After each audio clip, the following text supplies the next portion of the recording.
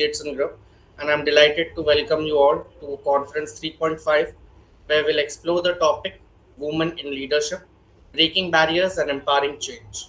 We are honored to have a panel of accomplished CEOs, founders, co founders, industry leaders, startup mentors, and academicians as our guest speakers today. By the end of this conference, we hope you will gain valuable insights into this crucial area. Hello everyone, I'm Sonam Raghuvanshi, Shravan's co-host for Conference 3.5. It's my pleasure to co-host this conference with Shravan sir.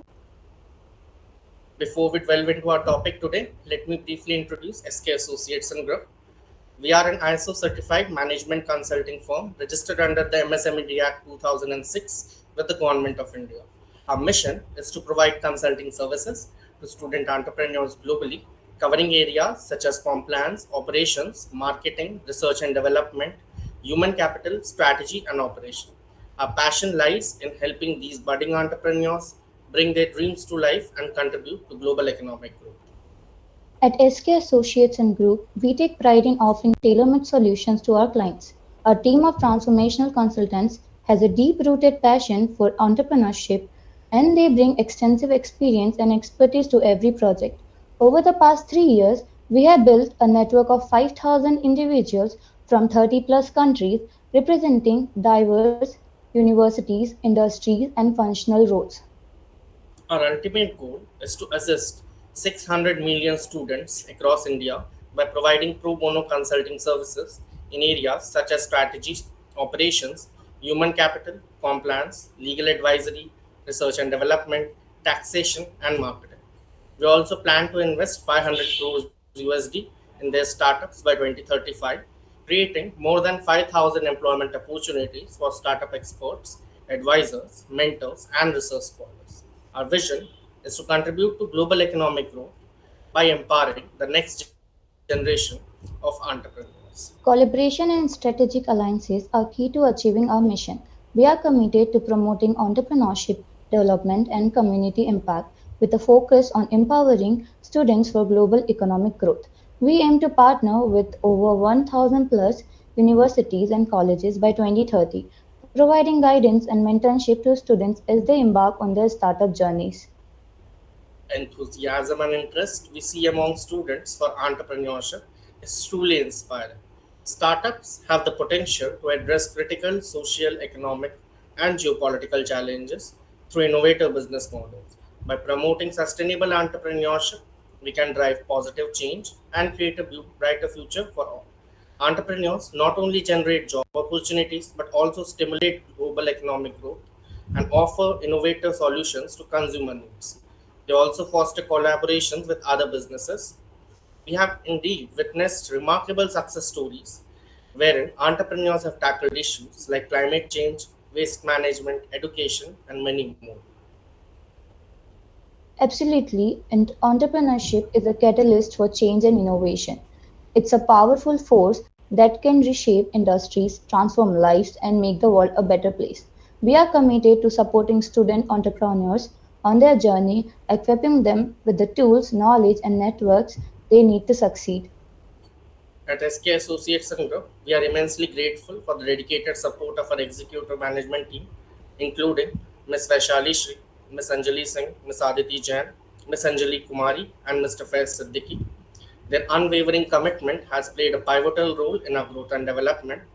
Thanks to the dedication of our associates, including Ms. Rima Kumari and Ms. Payal Kumari, we can make a meaningful impact on the entrepreneurial ecosystem by inspiring, educating, and mentoring young individuals, encouraging them to pursue entrepreneurship instead of a corporate career. Now, before we delve into our discussions for today, let's take a moment to introduce our esteemed lineup of guest speakers and tap into the wealth of wisdom they bring to the table. Our first speaker of the day is Ms. Kriti Diwan, the co-founder of Threesome. She is an entrepreneur with over 15 years in progressive corporate leadership roles at Microsoft, Google, and HCL Tech, wherein she has consistently demonstrated multiple skills, identifying and addressing both short and long-term organizational needs. Currently an entrepreneur at Threesome, in addition to being an independent consultant, she She is also a caregiver to four elders and four cats. Our second speaker for the day is Ms. Masego, the founder and CEO of Procurement. She can best be described as a seasoned procurement expert and specialist with experience in financial, information, and communications technology, mining and FMCG sector, exceeding 20 years plus experience across multitude of roles. She is the Chief Procurement Officer and Divisional Executive. Masego has undertaken a range of roles but has never strayed too far from her first love, technology. This has enabled her to engage in various areas and with people at several levels, including the C suite. Next up, we have Ms. Naisha Gandhi, the partner of Taxi Service Private Limited. Ms. Naisha Gandhi is a visionary entrepreneur with a proven track record of launching and scaling successful ventures. With a keen eye of identifying market opportunities and a strategic approach to business development, she has consistently driven growth and innovation across diverse sectors. Her expertise encompasses various facets of business, including marketing, strategy, and operations, making her a versatile and a dynamic leader. As a founder of several successful enterprises, Naisha has demonstrated an exceptional ability to build and lead high performing teams. Our final speaker for today is none other than Ms. Labani Mingmeti, who is the founder and CEO of Hiteka Kitchen, South Africa's healthy school lunch company focused on providing school-aged going children with access to balanced, nutritious meals in schools. Born and raised in an orchard farm in a small village, she grew up with an abundance of fresh organic fruits and vegetables, and while watching roaming cattle grazing on mountain pastures. A mother of three picky eaters, she boasts about 15 years' experience in the hospitality industry, building her way from being a waitress to establishing her own business. She has been recognized as a social entrepreneur by Fetola in partnership with FNB South Africa and further recognized by winning an award at the City of Ekurhuleni's Festival of Ideas. This achievement led to her being featured on Vukuzenzele, South Africa's government communication information systems to inspire fellow entrepreneurs. Welcome everyone. It's an honor to have all of you with us today. Your expertise adds a special dimension to our conference, making it a unique and insightful gathering. Now, before we begin this conference, we would like to request all of you to switch on your respective webcams. We would also like to inform all of you that our HR team will be conducting polls in the chat box throughout the conference, and we do encourage your active participation in them. Now, if everyone, you can just switch on your webcams so that we can ensure a two-way interaction. Everyone here, Zain Ahmed, Swati Kumari, Tathagata Sarkar, Pooja, Neha, Mr. Priyadarshan,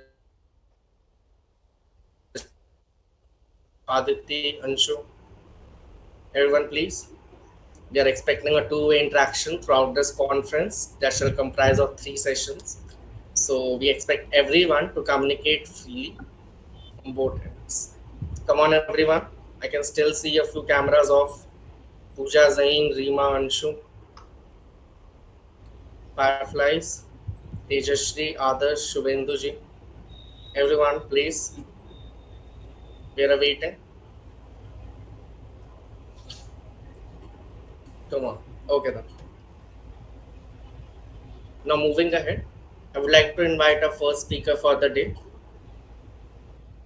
Ms. Masego, and I request her to commence her speech. Thank you.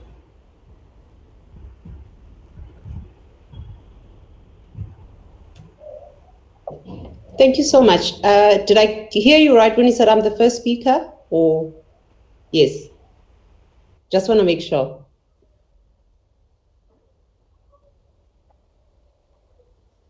I think there's a latency issue. I don't know if it's just from my side. Just give me a thumbs up, then I'll know, and then I'll start. We cannot see your screen. Okay. All right. I'm going to share my screen. Sure.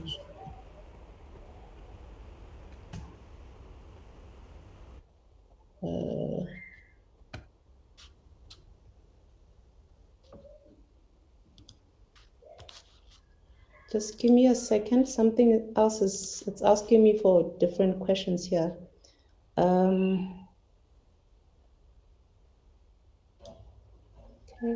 no, not that one. Just give me a second. Because now it's wanting to do a presentation.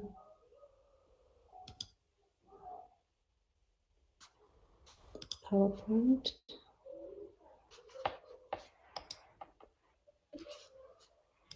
Okay, it's not allowing me to share on the PowerPoint. No issues. You may just commence a speech in case there are any technical issues on your end. I think it's best if I do share my screen because you'll see why. Sure. Excellent. It's visible. Okay, just give me a second because I need to just make it into a presentation mode. Sorry, I thought I was the second speaker, so just give me a minute. And then we'll start.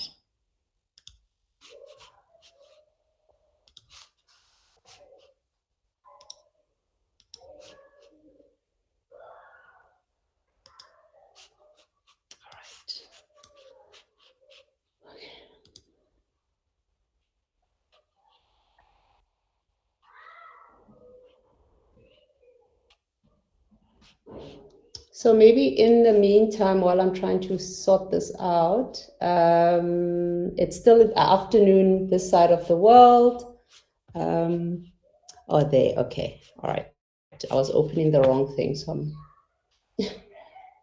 So it's afternoon, it's just after 3. My name is Masego, as he said. I am really looking forward to having the engagement today. I have been an entrepreneur now for about 6 years, and it's been an interesting journey. So the way I'm going to present, I've been invited to come talk about, there you go, okay. So I've been invited to come talk about leadership, and the way I'm going to discuss the leadership is going to really come from my experience. Please let me know if you can see my screen. You can see my screen, okay. So I'm really going to be talking about women in leadership from my perspective, both from the corporate as well as the entrepreneurship side of things. So thank you so much for the invitation. It is really an honor that I do not take lightly today, as well as I'm really appreciative of the fact that you have given me your time. So I'm hoping that you can walk away really with something to glean on, something that you can utilize. So I'm aiming really to empower, to educate, to inspire, and motivate you as emerging leaders. I really hope and I promise to share my experiences and learnings honestly and vulnerably. So I'm going to be speaking, as I said, from a perspective of about 2 decades of experience. If I can move. 2 decades of experience, and we're going to start with beginning with the end in mind. So it's always good to begin with what is it that we're trying to get out of this presentation. I think for me, it's really about your journey. It's not really about me telling my story. It's really just for me framing the story in such a way that you walk away with knowing your why, understanding how you're actually going to be a good leader for yourself, as well as the people that are looking up to you. And then also making sure that you've got the discipline that will take you further than inspiration will. I'm not sure why it's doing the I there, not showing the whole thing, but discipline will take you definitely further than inspiration will. So the questions really, there are 3 questions that I want you to take with you and make sure that you don't forget, because this is how you know that you are actually becoming who you are meant to be. And you've got some sort of a north star that leads you to get to your destination. Otherwise, it becomes a bit problematic. So I do need to put out a disclaimer that I am not going to be giving you a 10-step formula on how to become the best leader. I don't believe in that. I also believe that there's so many ways to skin a cat, right? Like I said, I'm not sure why it's doing that. I've written skinning a cat, but it just shows skin there. So I'm not sure why it's doing that. So there are also many ways of knowing. Besides the fact that you can get on YouTube and find the 10 steps and 5 steps or what people believe leadership is all about. I think for me, leadership is a calling, leadership is a privilege, and it is vital for one to have vision, tenacity, and understanding of what it is that it means to lead. And it's also important to remember that leaders take action, not just in what they do, but in their minds, in their beliefs, their values, their character. And that's what makes a leader a great leader. That's what makes, especially Black women, it makes you become formidable, and you become really, you stay for the long haul, because you understand that leadership is a calling. Leadership is not just a title, but it's who you are and who you want, the motivation and the inspiration that you want to give out there. All right. So my journey is really shaped by 3 P's of my life, and they've really guided me to stay on top of my game and inspire others. I do wish that I could take the credit for the 3 P's, but unfortunately, I did not come up with them. There's a gentleman called Dr. Darius Daniels that I've actually adapted the 3 P's from. And those 3 P's really are the power of pain, where pain can either derail you or propel you.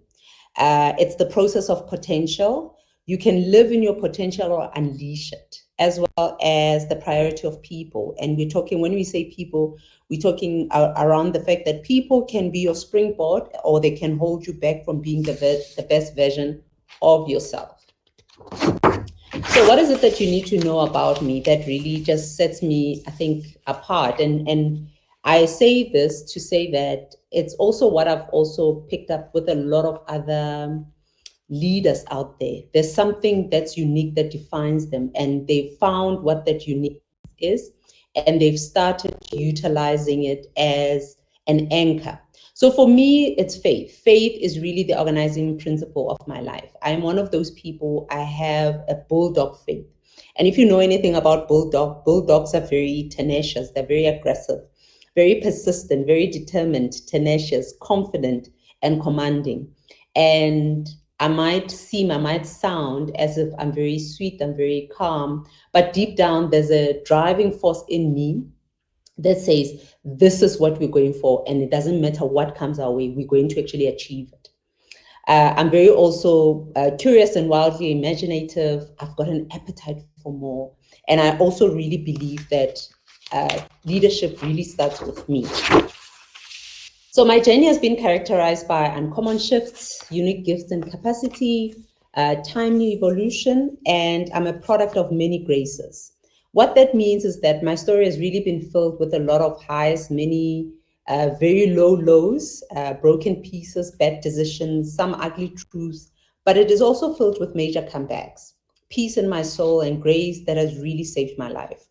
So I studied IT at Rhodes University many moons ago, and I did honors in strategic management, followed by an MBA. And you would find that obviously it's a plot twist because I didn't study procurement, but like I said, I think my story has just been really filled with a lot of plot twists, and I just want to talk about what those plot twists are. As a leader, I've had to notice these plot twists when they come and move accordingly. My first plot twist happened at the end of grade 9, when a gifted child program picked me to attend a special school on Saturdays from grade 10. I was gifted the opportunity to indulge my mind, to question a lot of the things that I could see that I could not understand at the time. And I mean, this was pre-1994. So you can imagine that there was a lot of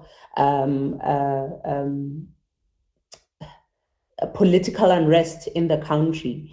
And I had an insatiable appetite for more, for learning, for venturing out there, and I didn't know where to start, how to go about doing it.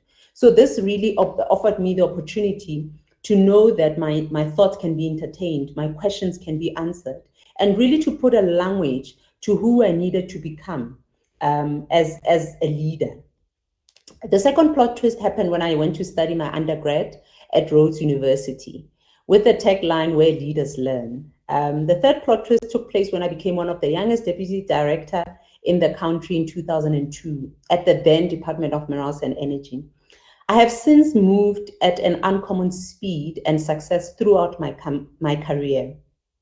I say all those things to say that my journey is characterized by pivots I cannot attribute solely to myself. I've had help. I was present enough to recognize the help and move to the path of my destiny. So I will need you to also be aware of uncommon shifts, your unique gifts and capacities, so that you can recognize these moments when they happen, and you're also able to move towards the path of your destiny. My greatest privilege really has been the opportunity to be myself, a Black woman in corporate South Africa, and not sell out on my character and personality. I've been given opportunities to lead and share part of my gift and talents with those that are in need of leadership example, a mentor, a voice, also give voice and a language to a generation and be a beacon of hope. I grew up in an era where there were not a lot of Black women in leadership positions, and I dare say not enough Black women are in positions of leadership even today in 2024. So what are the 3 P's that I mentioned earlier that I really just want to talk to quickly? The power of pain. I quickly touched on the fact that, pain can either derail you or really propel you forward. There are different types of pains and traumas, and I am aware of that, especially from a woman's perspective. We are susceptible to rape, sexism, racism, so many neglect, so many atrocities that even happen in the workplace. And it's important to note and acknowledge these hurts and pains, because they really become the tapestry sometimes of who we become or what we become or how we become who we become. Because what tends to happen is that if you don't deal with your painful experiences, they tend to conceal themselves and show up in your personal leadership. It affects you emotionally, spiritually, financially, relationally, intellectually, sometimes even physically. So it's really important to note and be aware of your type of trauma or pain, and you need to deal with it so that you show up as a proper leader and not someone as a version of. And I just want to say that it's important for you to break barriers and to push further than you can ever do by giving yourself permission to heal. And tools to do that, right? You can examine your influence when you react. Why do you react the way you react? Ask for help. Make sure that you are your own cheerleader. Go for counseling. I always say go for counseling. There's nothing wrong with going for counseling, but there's everything wrong with pretending to be something or someone that you're not, because those are not the true anchors of a leader. The process of potential. The beginning of potential is really identity, right? And if we were to define what potential is, it's a describing word, it's an adjective. And it says that having or showing the capacity to develop into something in the future. Now, once you've pushed through the adversity, you are able then to identify your gifts, your proclivities. What is it that you like? And how do you actually like to lead? Why do you lead a certain way? And I said the beginning of potential is identity. Do you know who you are? It's very important. What are your habits, disciplines, and schedules? Because your discipline and habits are keys to manifestations. The questions I had to ask myself consistently are, what are my skills and what potentials are they within me? And how do I get them out of me to be experienced by others?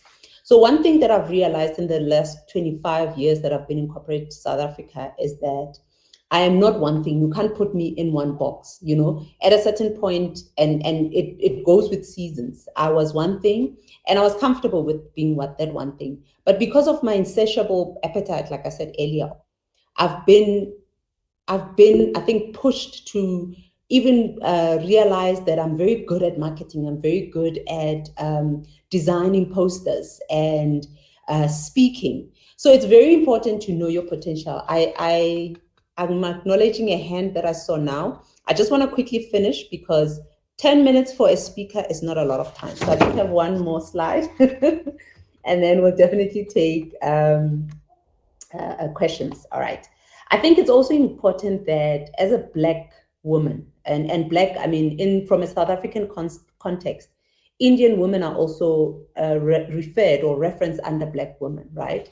It's very important that we are comfortable owning our own ambition, because we grew up, and I know that because I've got a lot of Indian friends, where our background and upbringing is very much similar. You need to be seen and not heard as a woman. So we are moving into an era, and we've moved into an era where being seen and just putting your head down and working is not enough. You need to actually speak. You need to be able to articulate the value that you bring. And to do that, you really need to be able to be comfortable with owning your own ambition.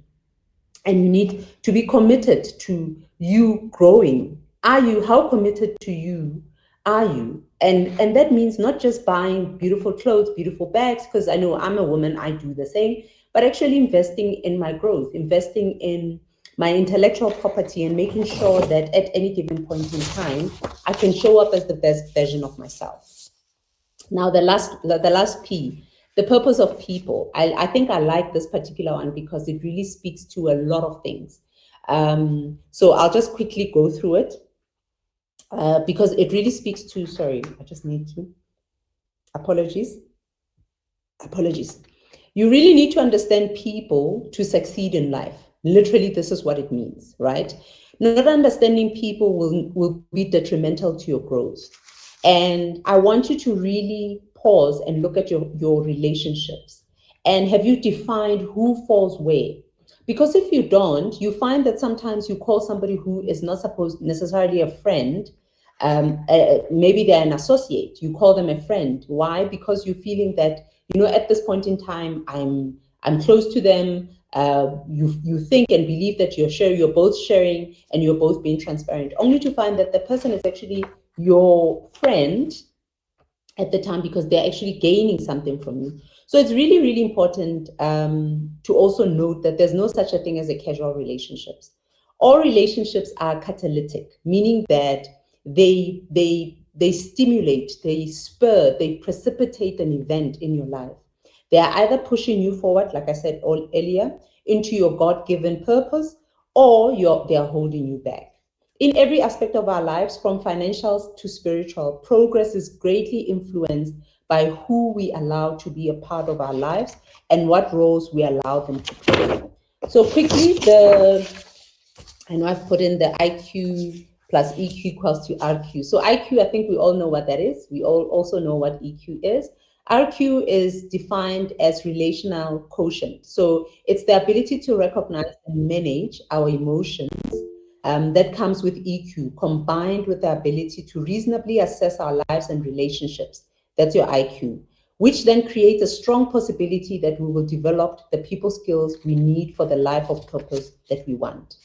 So there are 4 categories of relationships. One is friends, and we usually use this word too loosely, like I said, too generously. People must really earn the right to be called your friend because they get access to you in different ways and may influence you in different degrees. So we owe people love, respect, honor, but we don't owe people access into our lives. The second one is associate. Not to be confused with a friend. It's a person with whom you have periodic or consistent association. This, I think, naming is assigned when there hasn't been enough time, interest, or desire to develop the kind of connection required for friendship. And you would actually prefer not to engage deeper than surface level with this type of person. So it's also important that usually you have a commitment to do what's in the best interest of someone else, regardless of what they can do for you. That's usually an associate. An assignment, I think it goes without saying, this can be a trainee, a mentee, an advisee, or an employee. This type of relationship exists primarily for the purpose of one person providing mentorship, guidance, training, and coaching to another. And these are people you will make deposit into, but from whom you will more than likely not receive withdrawals. It doesn't mean that they want or can't make contributions. Assignments are individuals who may appear to have a generally deep admiration for you, but in actuality, their love and admiration is for your gift and not for you as a person. So it's very important. And then lastly, advisors. We are their assignment. These are people that take us under their wings and they give us guidance. They literally shield us from going through what they've gone through. And we benefit from the experience and not necessarily the heartache or the headache that they went through. An advisor should never limit or contain an assignment. So it's very important that you know this. And they must be an umbrella, not a lid. So it's also important to know and ask certain questions. So we normally do that when we do our mentorship programs, and we provide the different types of categories, and we go into details and we do exercises in terms of what does this mean. So in summary, I think perspective is more important than the practice of saying I'm a leader. What does leadership really mean to you? Are you a leader when nobody else is looking? Because if you are unable to lead yourself and conquer yourself, then it's almost close to impossible for you to lead others. You might lead them for a little bit, but after a while, either there will be casualties or you'll be walking alone. There's a definition that says if you're walking and you think people are following you, and after a while you look back and nobody's following you, then you are not a leader. So it's very, very important that your perspective and your perception of who you are is really, really key, and you continuously manage and deal with the perception within yourself. Thank you. That's it from my side. Thank you, Ms. Maseki, for a wonderful speech. If anyone is having any questions, can ask her right now or text in the chat box. Ms. Maseki, there are questions in chat box. Yeah, that's what I was also saying. Okay, I just want to check. The mission and vision regarding procurement, is that the first one? I think that's what I'm seeing. Am I allowed to speak about the vision and mission for procurement? Sure. Okay. So Procuremento we've been in business now for about 6 years, and we are a procurement consultancy company. And literally the vision and the mission is to take procurement, our tagline is simplifying strategic sourcing, meaning that we look at the end-to-end value chain within the procurement sector, and we provide the services. So we consult, we come in, we train, as well as we try as much as possible to understand your business so that we can properly advise. So we become, a strategic advisor than just come in and just consult. So that's the biggest leg of Procuremento. And then within that leg, we also have what we call Women in Procurement. And Women in Procurement has different pillars, but the biggest ones is the mentorship, the webinars, the masterclasses. So we take women and we say, how do we empower them? How do we make sure that they're exposed to procurement from different angles and from different levels so that they're empowered to actually do their jobs properly? We also have an annual summit. It's like a conference. We've had the 4th one just recently in May, and we'll probably have another one next year, the 5th one next year around May, June, around that time. We also have networking events where we play golf, we have networking evenings, we have branches where we invite speakers and we really discuss the challenges that women face within this sector and how to overcome them. So that's who we are. I don't just want to speak about the vision and the mission because it doesn't really cover what is it that we do. So I hope that answers that question. How is Procuremento making a difference in empowering entrepreneurs? So one of our services from Procuremento perspective is that we do training. We train SMMEs I'm busy with a contract right now where on a monthly basis, I'm doing about 4 separate training sessions with SMMEs. I take them through the process of tendering. What does tendering mean? How to tender, how to negotiate when you go in, if you actually do get shortlisted, what to look out for in contract management, how to make sure that your costing model is actually positioned properly and you're not shooting yourself in the foot, but you're actually walking away and making a profit so that your business can become sustainable. So that's how we actually make a difference in empowering entrepreneurs. And then, what is a significant barrier to women's leadership development? I think mindset, right? There's a lot of biases. My take is, the higher up you go in terms of leadership, the more you have what I would like to call quiet biases, where even with yourself, you're not even aware that you are biased towards either another group of people or towards the people that look like you. So what do I mean by that? Black women particularly, right? There's been lots of studies around this. I've also experienced it. Find themselves that when they are in leadership positions, they become very cold, very, it's not easy to engage them or to even relate with them because they unfortunately cannot trust everybody. They are also in a position where they are fighting for their lives, literally, to a large extent. And they're trying to prove the value that they bring into the table, as well as deliver on KPIs that they've been given. So you find that because they don't have either a mentor, they don't have a sponsor, they don't have somebody that they look up to that they can go and say, this is what's happening, how do I resolve this? It becomes very difficult for them to relate with everybody else. And it's a barrier, right? That's one. The other one is obviously men. You find that a lot of the times there's a boys' club, the boys are playing golf, they don't invite you. The boys are having a bride, they don't invite you. Not because they don't want to invite you, but because you are a woman. So they have a boys' club. Why should they invite you? And it's very sad and it's very concerning.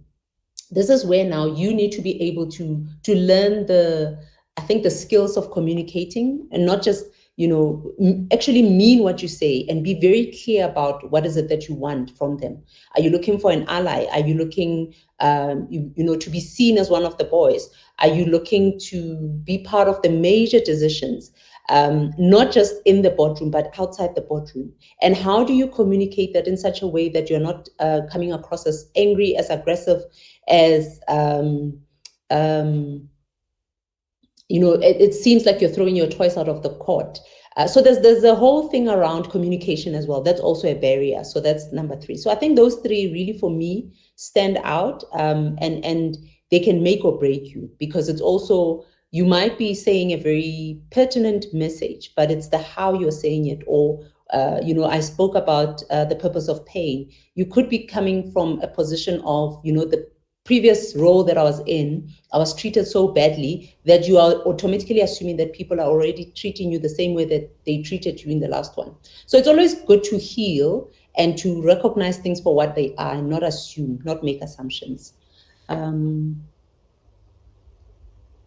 didn't even see that there was an A, B, C, D. I think all of them. All of them. Oh, is that the poll? Sorry. Am I answering the poll? Okay. No issues. We have a last question for you still. Okay. What would you like to advise an aspiring women entrepreneur who's a Black from US and faces discrimination from customers? I think for me, it would be understanding what industry you're in. If you're an entrepreneur, I'm assuming could be retail. I could be very wrong, but I think it doesn't really matter. What I would say to you is, always do things by the book. So one of the things that I learned in corporate South Africa, and I think being in procurement, is that the book is actually there to protect you. So you need to understand the rules better than anyone else. And then if you don't understand the rules, ask, question, understand why the rules are the way that they are. Because customers don't care, right? Customers is like the last port of call. Internally, you need to understand the power base that you have. You need to understand your support base so that when you deal with customers, you are dealing from a position of power, of understanding, and you've been informed, and you can then either voice your concerns to say, listen here, you cannot speak to me in such a way. You are not allowed to do 1, 2, 3 against me, because you know the rules and you can take that back. So even if the customer was to complain, you are not in the wrong. You are doing exactly what you need to do. Unless that particular industry is very much discriminatory in essence, then I would say that you really need to buckle up, because leadership is courageous. Being an entrepreneur, you need to be bold, you need to be courageous. And what I found is sometimes you are the pioneer, you are the change that needs to be in there. So slowly but surely, you can influence policies, you can influence certain things. I would say this is where you need to network, you need to put yourself out there so that you speak to the right people. I think your message gets to the right people. Yeah, I think that's how I would advise you. Thank you. I don't know if there's a hand. I see a hand. I'm not sure if Prince Kumar. Yeah.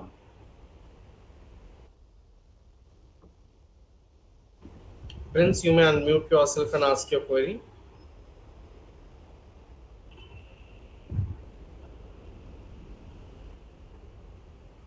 Prince? I believe it's a mistake. Okay, it's a No mistake. issue. Okay, thank you so much. I think, yeah, that's it for me. I'll still be on the call, so if there's any questions later, I'm happy to tackle them then.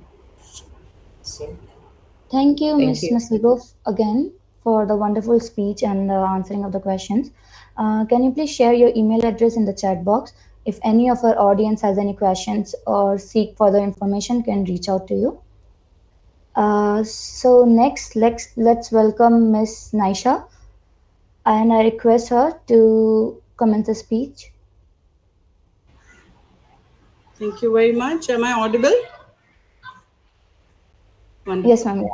Yeah. So, Masigo, I'd just like to, before I start my speech, it was a wonderful presentation because it spoke about you and your journey. I think it's a great learning. When we look at others, we learn better because it's a fact that, it's the visual things attract us more and we remember them for a longer time.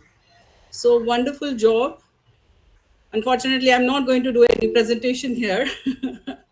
So I have written a few points that I need to cover about empowering women. So I'll just start speaking.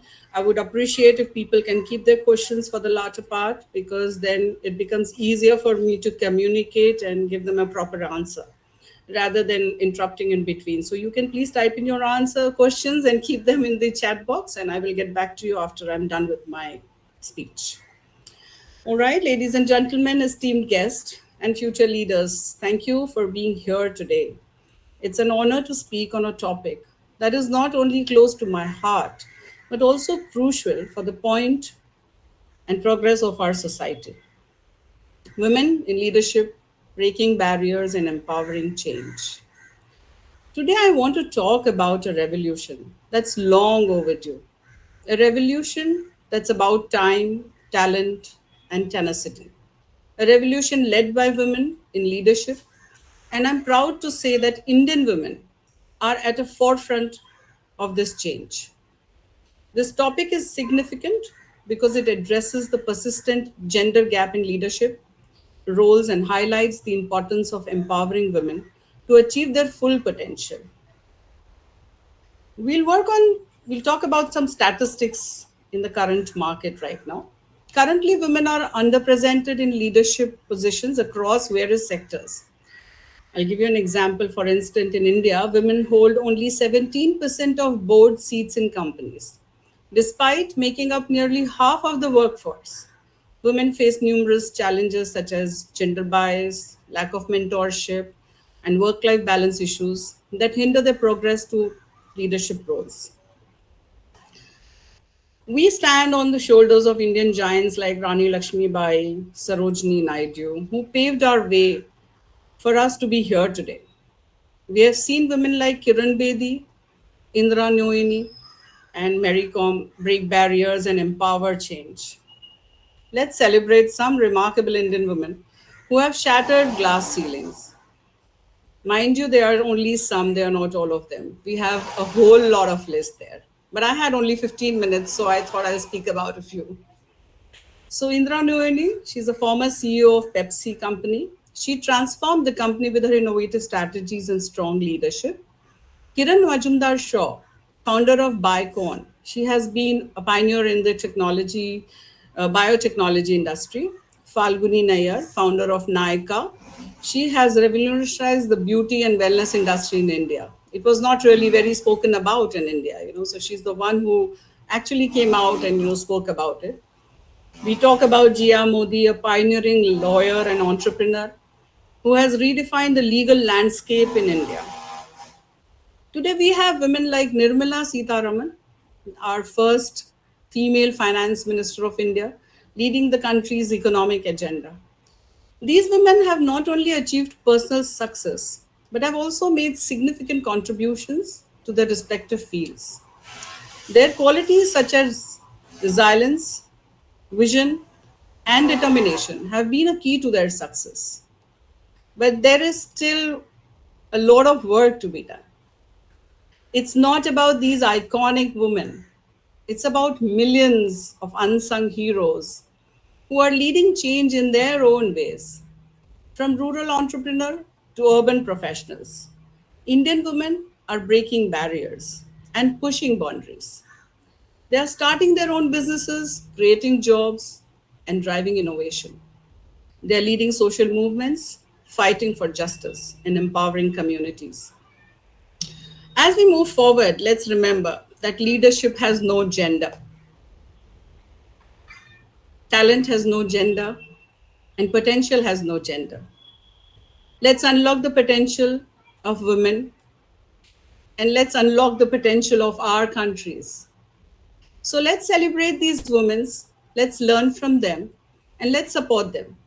Let's create a world where women in leadership is a norm, not an exception. Empowering women to achieve leadership positions is essential to balance the progressive society. Here are some strategies to empower women. I have just made points so that it becomes easier for you guys to understand rather than just blabbering around. So I'll talk about the points and I'll explain those points very briefly. So the first is education and training. Provide access to education, skill development, and leadership training to enhance their confidence and capacities. Providing leadership training and development opportunities can equip women with the necessary skills to excel. The second is economic empowerment. Support women's economic independence through entrepreneurship, job opportunities, and financial literacy. Mentorship and networking. Connect women with mentors, role models, and networks to foster guidance, support, and collaboration. Establishing mentorship programs can provide guidance and support to aspiring women leaders. Healthcare and wellness. Ensure access to healthcare, reproductive rights, wellness initiatives to promote physical and mental well being, political participation, encourage women's participation in politics, decision making, leadership positions, challenging gender stereotypes, promote gender equality, and challenge harmful stereotypes and biases. Creating safe spaces, establish safe and inclusive environments for women to share their experience and feel supported. Celebrating women's achievement, recognize and celebrate women's accomplishments and contributions to society. Addressing violence and discrimination. Work to provide and respond to gender based violence, discrimination, and harassments. Policy reforms, inclusive policies, advocate for policies and laws that promote gender equality and women's empowerment, implementing policies that promote work life balance and equal opportunities can help women thrive in their careers. Remember, empowering women is a collective responsibility that requires ongoing effort and commitment from individuals, organizations, and societies as a whole. Having more women in leadership positions lead to diverse perspectives, better decision making, and improved organizational performance. Now, having known all this, we need to have some actions here. So, what actions I think we could put in? Let's do better together. Let's break barriers and empower change. The future is yours, and I can't wait to see the impact you will make. Now, I urge each one of you to take actions and support women in leadership as entrepreneurs, scholars, and graduates. We have the power to create a ripple effect of change. Here are some ways we can make difference to break barriers and empower change in women. The first is encourage self expression. Create spaces for women to share their thoughts, ideas, experiences without fear of judgment. Challenge gender roles, question and dismantle the traditional roles and stereotypes, and allow women to do what they can instead of limiting their potentials. Provide resources and support, offer access to education, training, resources that help women build confidence and skills, foster a supportive community, build a network of women who encourage and uplift each other, amplify women's voices. Use your platform to amplify women's voice and stories, highlighting their achievements and contributions. Address systematic barriers. Identify and challenge systematic barriers like discrimination, bias, and unequal pay. Promote inclusive leadership. Advocate for women in leadership positions and create opportunities for them to lead and make decisions. Encourage risk taking.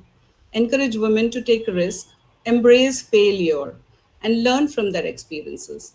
Because failure does not define you. The way you tackle the failure defines who you are. Celebrate women's achievement, recognize and celebrate women's accomplishment and contribution to society.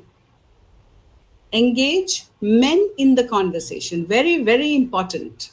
Involve men in the conversation to break barriers and empower change, fostering a collaborative approach to gender equality. Because empowering women is not the responsibility of women alone, it is the responsibility of the entire society.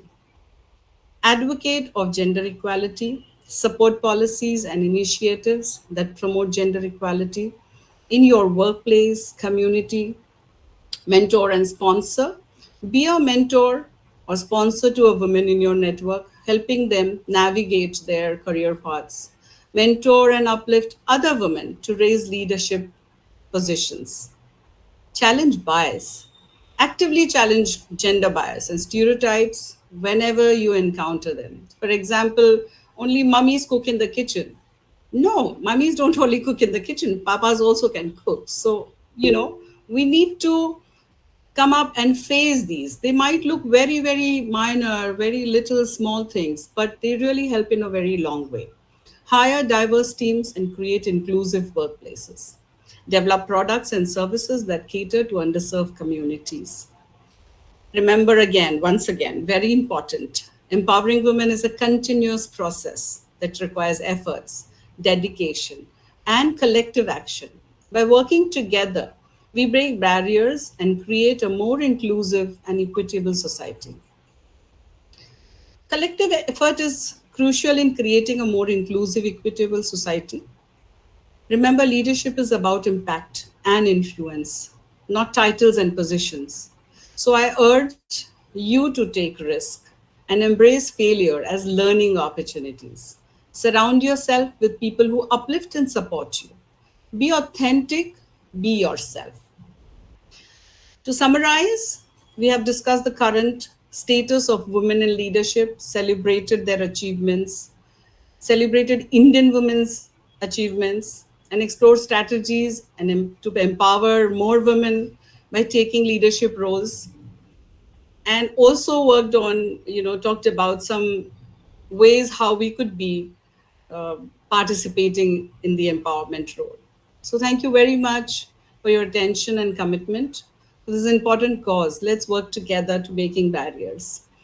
At the end of this, I would like to add my role as a mentor to empowering women.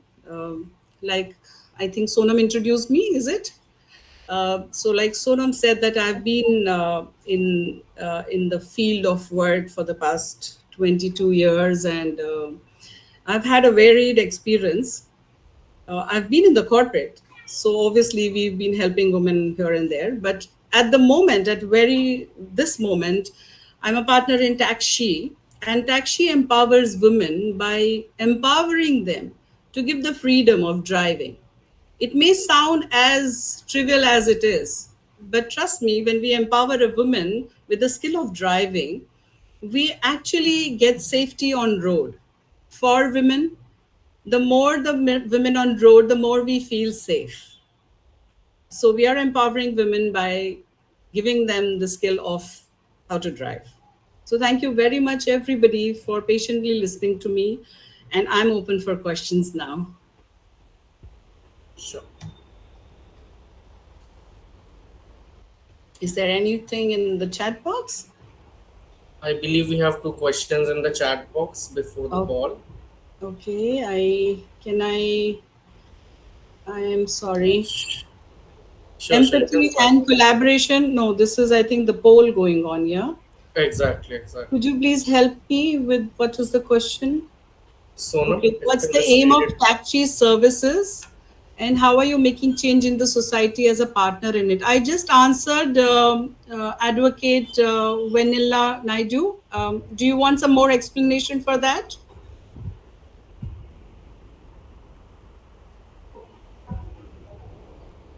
I believe you could share your vision regarding it. It would be a pleasure Yeah, for entrepreneurs to. yeah, wonderful. Sure. So, yes, like I said, we are, see, under Taxi, we are not only empowering women with the skill of driving, we also train underprivileged women. When I say underprivileged women, these are women who do not have access to driving, and we train them free of cost to become drivers, because driver, comparatively to what they are doing right now, they might be a maid, a cook, or maybe a cleaner somewhere, would earn them a better livelihood, and at the same time would give them more time, and I think more choice to choose when and how they want to work. So we are converting them into drivers, and initially, because they are new drivers, we do not put them directly on the road. We let them do the intercity, and we put them on school buses, basically, because it's a same route, and it's a very calculated route, so they travel by the same route, they become comfortable. And here, when I say buses, parents are very, very comfortable, because we have a woman driver, we have a woman caretaker in the bus, and I'm sure everybody agrees, if a woman is there, children would feel more comfortable around them. So our vision basically is to get more and more women on the road, up and driving with confidence. Yes, Devish, I can take your question.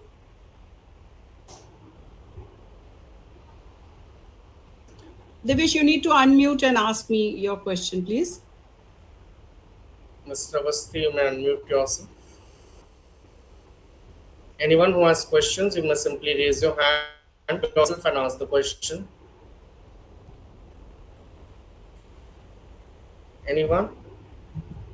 Okay, I guess that was a mistake, No Mr. problem. That's absolutely No fine. issue. Thank you. It has been wonderful here, and I really appreciate.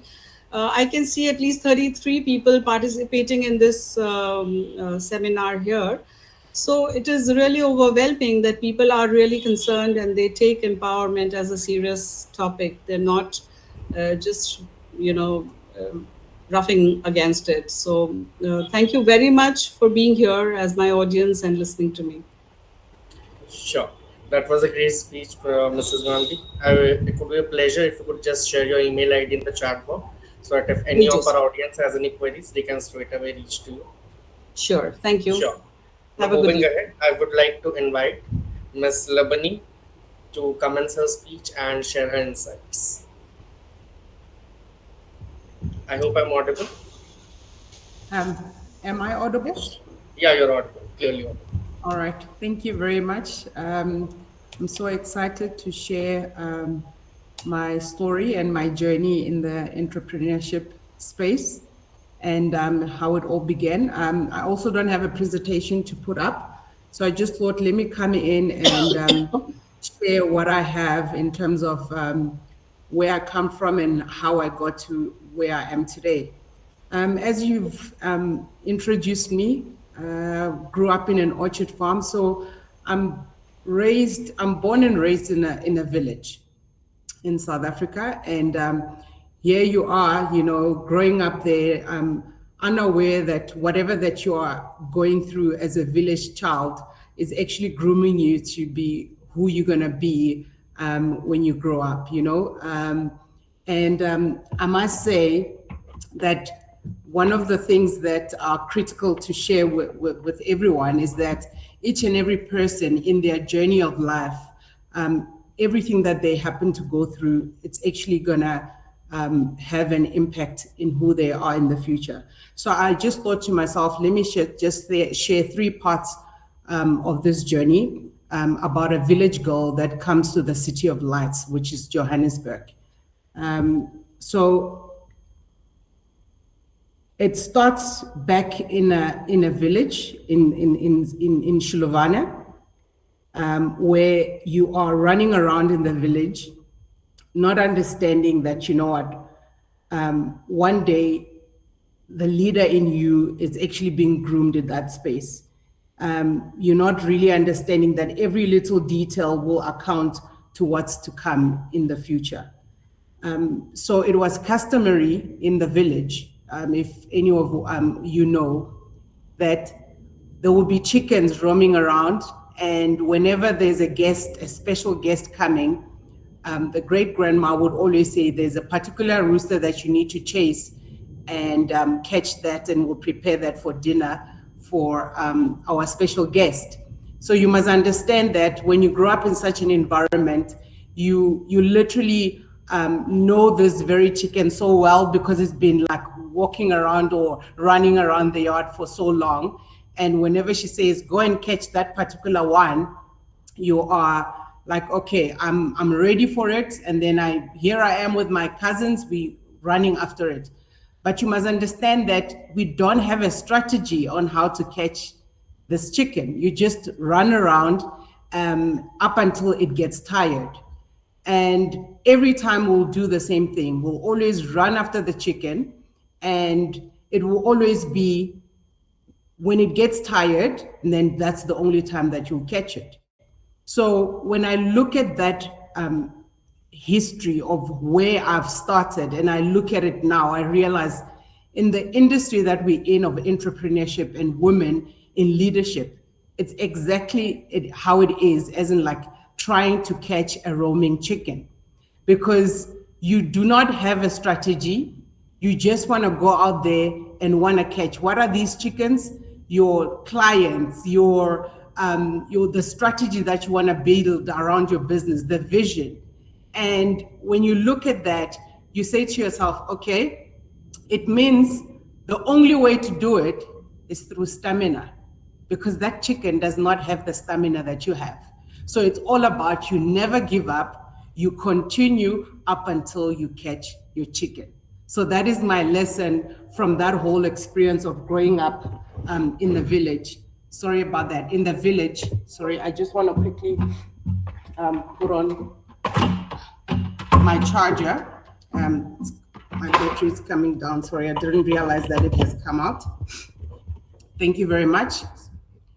So with that experience, I actually learned that in reality, it's all about chasing that chicken, and you never get tired because the chicken doesn't have the stamina like you do.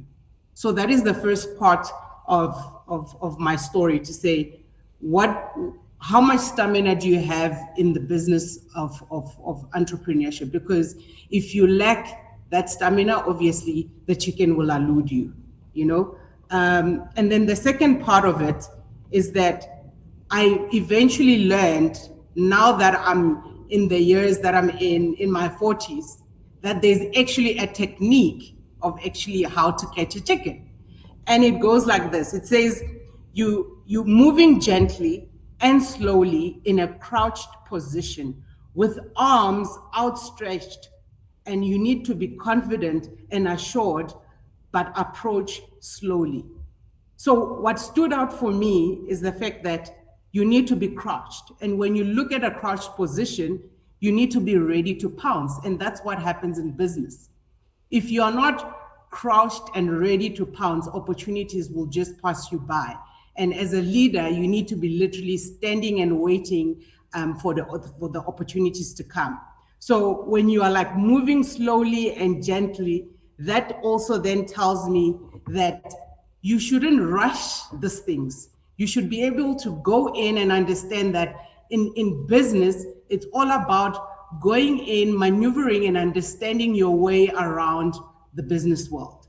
That is the first part of my experience when I look at the catching of the roaming chicken and what happens exactly in business. And then the second part, it's looking beyond the boundaries, which is we like women in leadership, breaking barriers and empowering change, looking beyond the boundaries. And then I take it back again to my growing up in the village. There was this particular lemon tree. I grew up, that lemon tree was there, and 40 years later, it's still standing there. And one thing that I've learned about this lemon tree is that there were times when it was giving us like small lemons. Sometimes the lemons were huge. Sometimes it wouldn't really give us that much at all. But here I am 40 years later, my kids are now actually even enjoying the fruit from that lemon tree.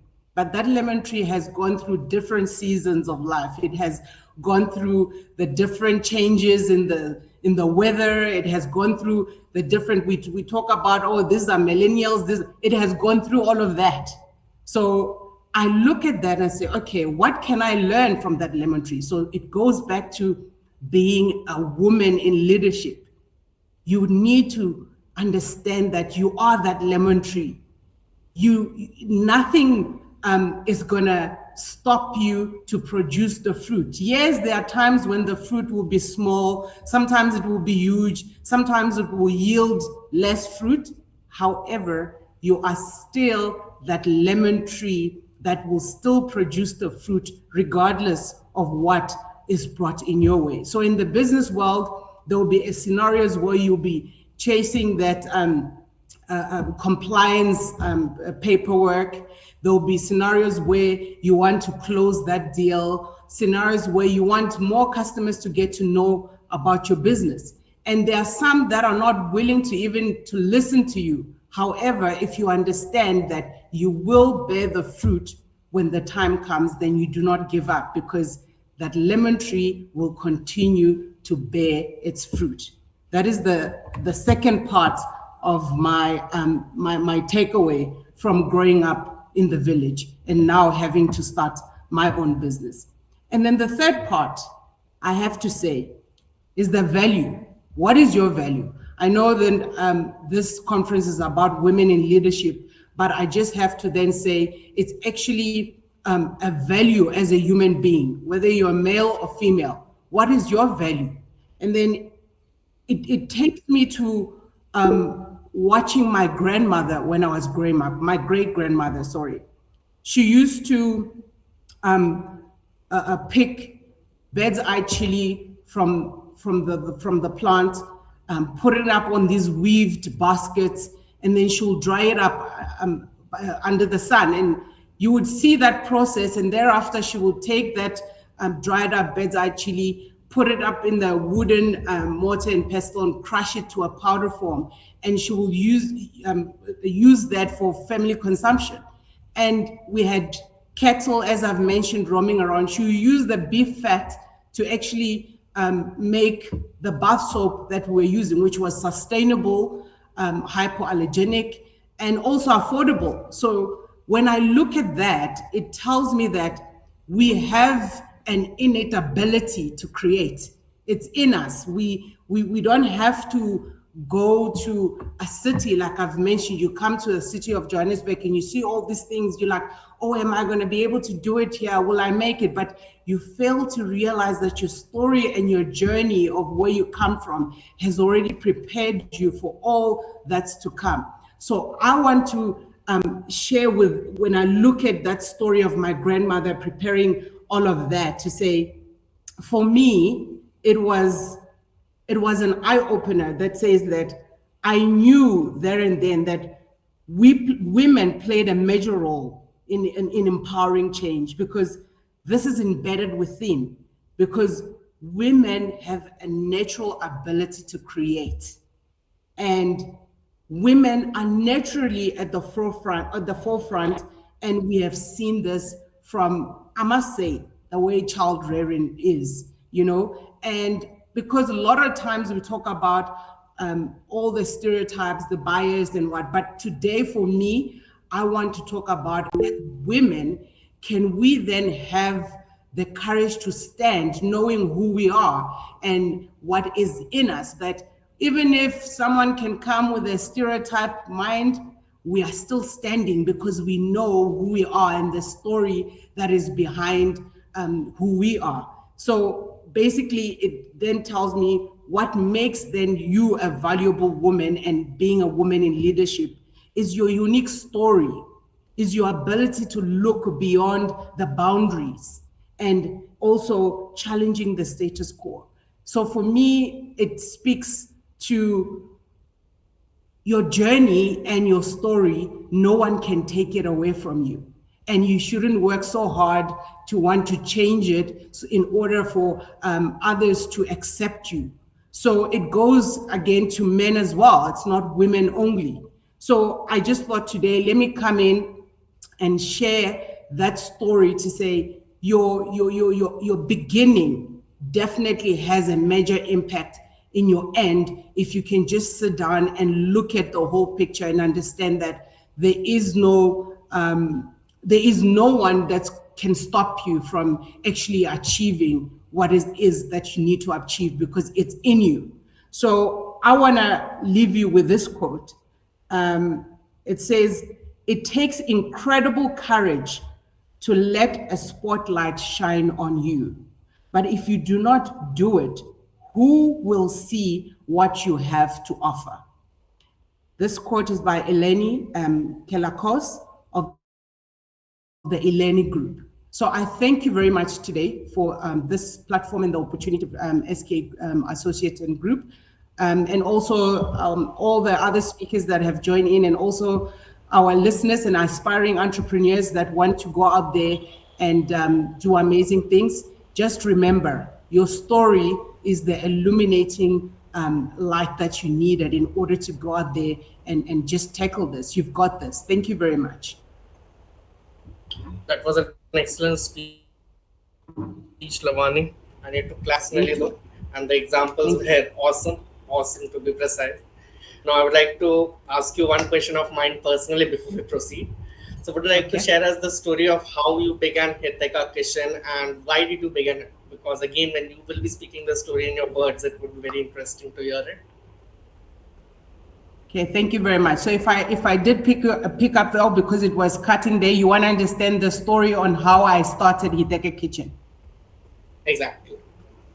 All right. So it boils back again to how I was raised in an orchard farm, having to enjoy all the organic fruit and vegetables, and then I come to the City of Lights and I see everybody is eating ultra processed foods. There is no backyards.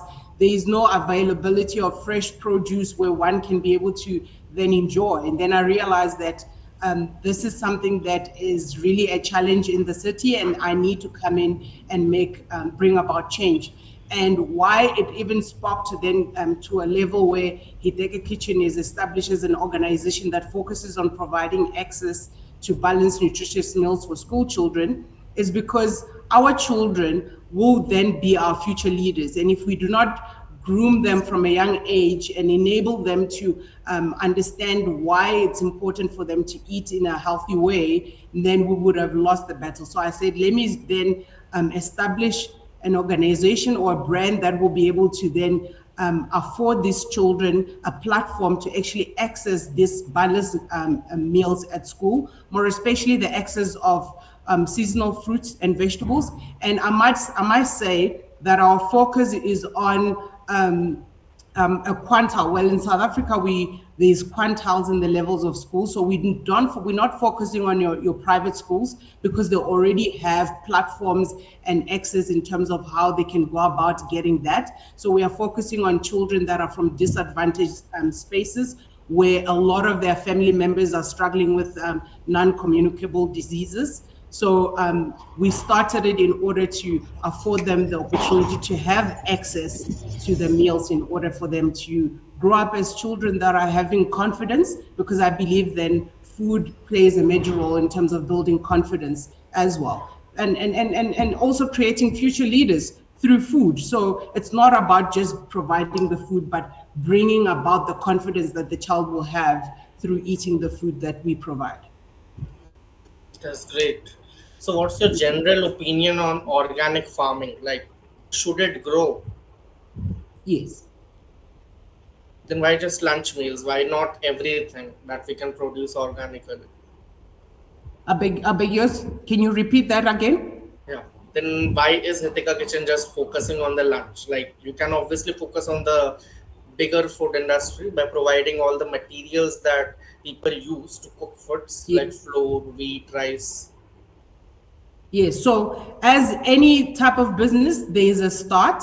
So so basically our vision is to see the children getting to understand the farm to table aspect of things, not only just us providing the food to them. So in a landscape of South Africa, that's something that we still are struggling with in terms of having the children understand the farm to table basic. So when you then provide these foods, then they will spark the interest of them wanting to know more in terms of, okay, where was it farmed? Because we also hosted a competition through the years that when we've been in operation, where every child will then come up with an artwork and tell us, where does this particular fruit or veg, where is it farmed? Because a lot of them, they don't know which vegetables comes from which area. All they know is that we buy the grapes or the pineapple from the shop, but then do you know which side of or the province of the country where it comes from? So it starts there. So where we are now, we are at a phase where we are teaching them about the importance of actually eating the foods directly, because when they come out from class to break time, they know that when they go to the nutrition hub at the school, it's providing them with a healthier options. Now the next step will be then, where does this food comes from? Where can one, in terms of basically having a garden at the schools, which is something that it's still a progression around the country, that children are able to know that, okay, this is farmed at a school and then it's been prepared directly from the farm in our kitchen. So that's the future. So it's baby steps. We understand that they've been for a very long time eating in a certain way. So it's about changing the mindset and gradually taking it step by step. So, but yeah, that is definitely the future. That was great hearing to you. I would now Yes. like to invite the audience to put forth the questions, if any. You may simply raise your hands, unmute yourself, and speak.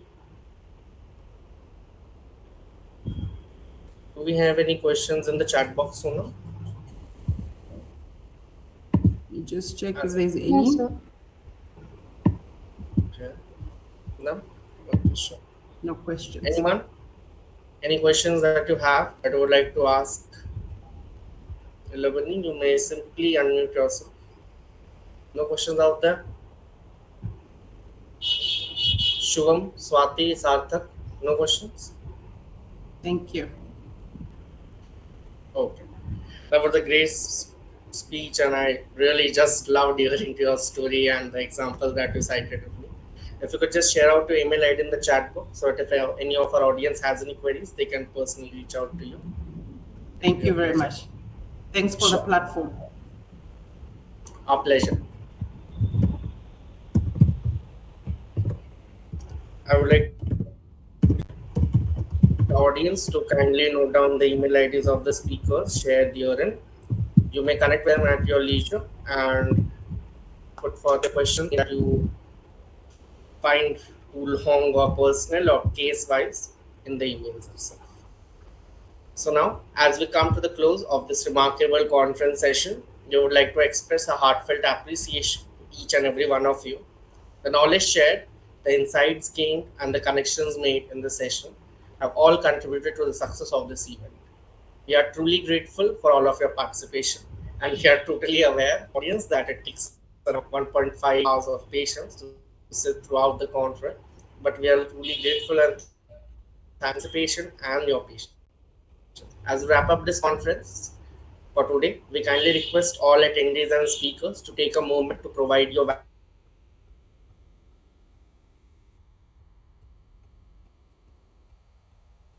valuable feedback and the reviews. Your feedback and reviews help us improve our conference and continue delivering high quality conferences.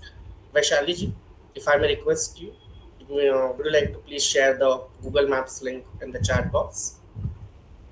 Thank you everyone for your participation and for being an integral part of today's remarkable event. We look forward to your reviews and hope to see you all in the second session of Conference 3.5 tomorrow.